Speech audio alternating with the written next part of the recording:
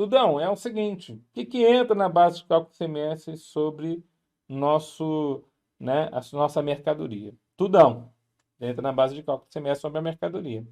Entra seguros, juros, o próprio imposto, né? Entra aí descontos condicionais. O que sai? Agora ficou melhor. Eu tenho poucas coisas que saem da base de cálculo. Vendas que foram canceladas, descontos incondicionais e o IPI na situação constitucional. Então, são as três coisas que saem da base de cálculo do ICMS. Vamos relembrar? Volta lá e resume isso. Então, ó, sai da base de cálculo do ICMS. Vamos fazer aqui uma chavinha e vamos colocar, ó, vendas que foram canceladas. Então aí você devolve aquele valor. O desconto, quando ele é considerado incondicional, porque ele, na emissão da nota fiscal já é abatido, né? E nós temos uma situação que eu considero bastante interessante, que é o IPI na hipótese constitucional do artigo 155, parágrafo 2º, inciso número 11 da Magna Carta, né, na Constituição da República do Brasil. Então, o que acontece? Essa regrinha, eu gosto de mudar um pouquinho a ordem dela, né? Eu vou ler aqui como é que está na Constituição Federal, mas eu não gosto nem de ler para não ficar confundindo, ó. Não integra a base de cálculo do ICMS. Essa é a situação constitucional, ou seja, o IPI não entrega o montante do IPI. Quando a operação realizada entre contribuintes relativa a produtos destinados à industrialização e comercialização configurar fato gerador de ambos os impostos. Eu vou colocar o final da frase no começo. Quando a operação configurar fato gerador de ambos os impostos for realizada entre contribuintes do ICMS e relativa a produtos destinados à futura industrialização e comercialização. Então, na verdade, eu mudo a ordem disso aqui e faço um desenho. São duas bolinhas e um tracinho. E eu coloco em cima desse tracinho o item 1. A saída da empresa A, aqui em Roraima, é fato tirador de ambos os impostos. É claro que para eu pensar que o IPI está ou não na base de cálculo do ICMS, eu tenho que olhar se aquele que está dando saída é realmente um possível contribuinte de ICMS e de IPI ao mesmo tempo. Isso só é possível de acordo com a legislação, com o regulamento do IPI, né? De acordo com o regulamento do IPI, isso só é possível se essa empresa A aqui em Roraima for uma indústria ou uma empresa chamada equiparada à indústria. Então, somente a saída é fato gerador do IPI e do ICMS ao mesmo tempo se eu estiver falando que a mercadoria está saindo de uma indústria ou equiparada à industrial. É interessante que entre os equiparados à industrial, de acordo com a legislação do IPI, o importador é o mais comum de cair nas provas. O importador é um grande equiparado industrial, porque mesmo que não preste industrialização depois que a mercadoria foi importada, ainda assim a sua saída posterior é fato gerador do IPI. Mas nós temos vários atacadistas, inclusive de bebidas, de cigarros, que são também equiparados à industrial, ou seja, a sua saída posterior é fato gerador do IPI. Então, se a saída é fato gerador de IPI e do ICMS dos ambos os impostos. Se ambos, a empresa A e a empresa B, também em Roraima, são contribuintes do imposto. Eu estou lá no artigo 155, parágrafo 2º, então isso aqui é exatamente sobre ICMS. Quando ele fala contribuinte do imposto, no texto constitucional, é contribuinte do ICMS. Não é do IPI, é do ICMS. Então, se ambos forem contribuintes do ICMS, esse é o item 2. E se a empresa B de Roraima vai dar nova saída posterior para futura comercialização ou futura industrialização. Então, se vai haver nova saída posterior para futura comercialização ou futura industrialização. Então, na verdade, olha só que interessante. A regra geral não é essa. A regra geral é que o IPI faz parte daqueles custos ou despesas para levar a mercadoria até o destinatário final. Então, a regra geral é que o IPI faz parte do preço da mercadoria. O IPI entra na base de cálculo do nosso ICMS. Só que a grande exceção é se está dentro da cadeia econômica, se a saída é faturador de ambos os impostos, se eu estou remetendo para outro que é contribuinte do ICMS também, e se esse destinatário ainda vai dar nova saída. Se isso acontecer, ainda assim, o IPI, só nessa ocasião, não faz parte ainda da base de cálculo do ICMS. O IPI não faz parte ainda da base de cálculo do ICMS. Pensa o seguinte comigo, veja essa condição dentro da cadeia econômica do produto, para você poder entender. Vamos ver lá.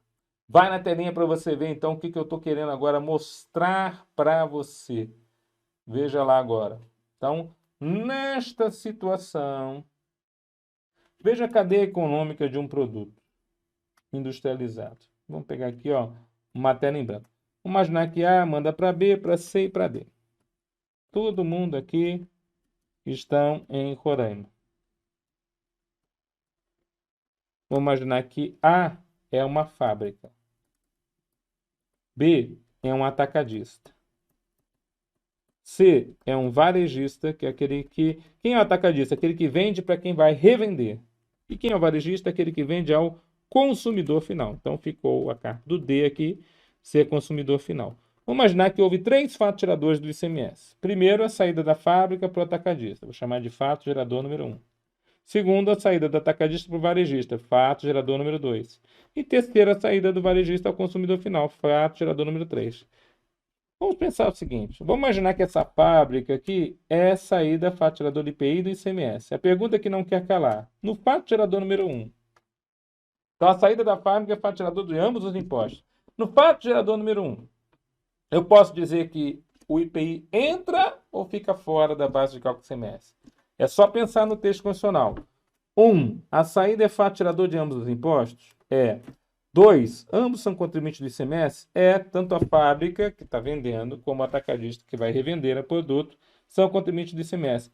3. Vai haver nova saída para futura industrialização ou comercialização? Vai. O atacadista vai vender para o varejista.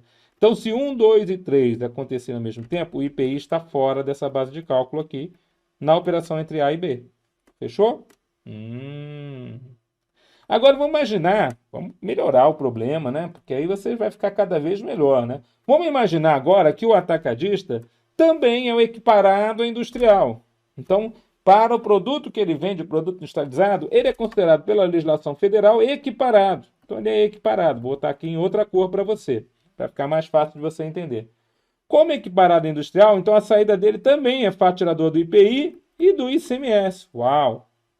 Agora, a pergunta que não quer calar é, o IPI entra ou sai da base de cálculo desse ICMS? Bom, vamos lá. A saída é fato gerador de ambos os impostos? Sim. Ambos são contribuintes, atacadista e varejista são contribuintes do ICMS? São. Vai haver nova saída para futura comercialização? Vai. Então, quando o atacadista vende ao varejista, mesmo tendo IPI na nota fiscal, o IPI está fora da base de cálculo do ICMS. Tá certo? É claro que esse IPI fora da base de cálculo não significa que ele não está sendo cobrado do varejista, né? Porque ele faz parte do custo da mercadoria. Quer dizer, dentro do preço da mercadoria, é claro que ele vai colocar os valores ali.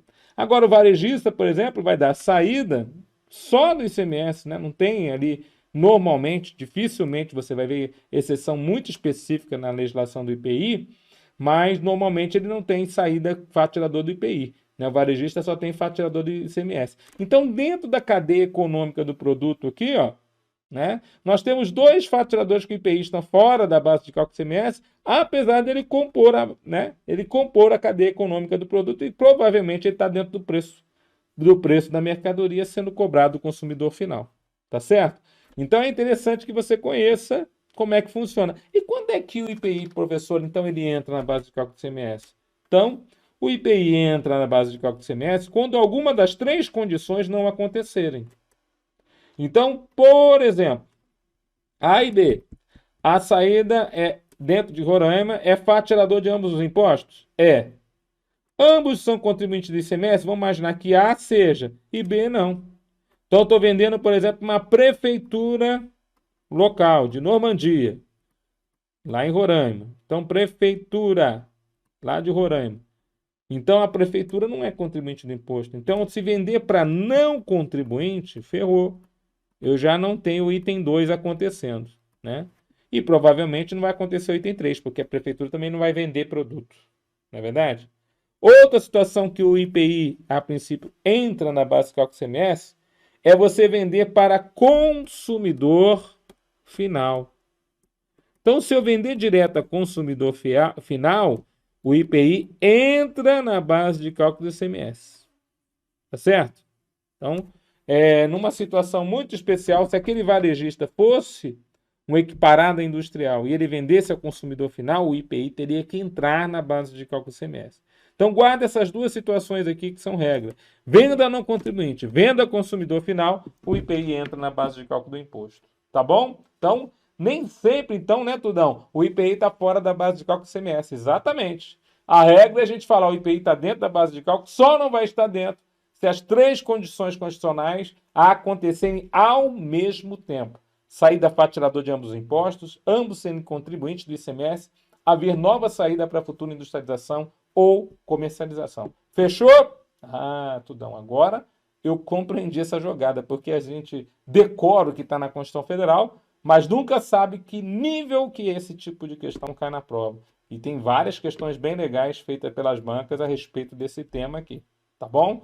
Então, estou indo no rigor do que eu tenho visto cair na prova.